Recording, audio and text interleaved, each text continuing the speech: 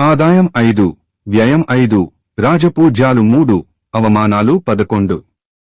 ఉగాది రోజున ఈ రాశిలోకి శని ప్రవేశిస్తున్నందువల్ల ఈ రాశివారు తప్పనిసరిగా కొన్ని జాగ్రత్తలు పాటించడం మంచిది.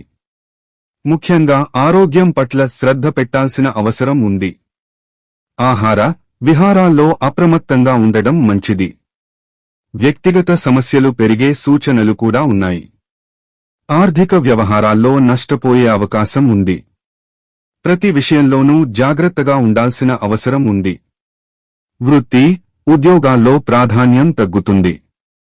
మే 18న రాహువు వ్యయస్థానంలోకి రావడం, మే 25న గురువు చతుర్థ స్థానంలోకి రావడం వల్ల ఖర్చులు అదుపు తప్పే అవకాశం ఉంది. కుటుంబ జీవితం సాఫీగా సాగిపోతుంది. సొంత ఇంటి ప్రయత్నాల్లో ఖర్చులు అంచనాలను మించుతాయి. వృత్తి, వ్యాపారాల్లో భారీగా అంచనాలు, లక్ష్యాలు పెట్టుకోకపోవడం మంచిది. ఆర్థిక పరిస్థితి నిలకడగా సాగిపోతుంది. నిరుద్యోగులకు సొంత ఊర్లోనే ఉద్యోగం లభించే అవకాశం ఉంది.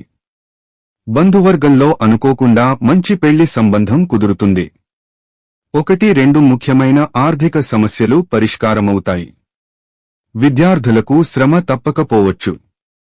ప్రేమ వ్యవహారాలు సానుకూలంగా సాగిపోతాయి. ఈ రాశివారు ఆగస్టు, సెప్టెంబర్ నెలలో అనేక శుభ ఫలితాలను అనుభవించే అవకాశం ఉంది. అనుకున్న పనులు అనుకున్నట్టు పూర్తవుతాయి. మనసులోని కొన్ని కోరికలు, ఆశలు నెరవేరుతాయి. శుభకార్యాలు, దైవ కార్యాల్లో ఎక్కువగా పాల్గొంటారు. తీర్థయాత్రలు, విహారయాత్రలు బాగా పెరుగుతాయి. విదేశీ ప్రయాణాలకు కూడా అవకాశం ఉంది. ప్రేమ వ్యవహారాలు పెళ్లికి దారితీస్తాయి. కుటుంబంలో పెళ్లి, గృహప్రవేశాల వంటి శుభకార్యాలు జరిగే అవకాశం ఉంది.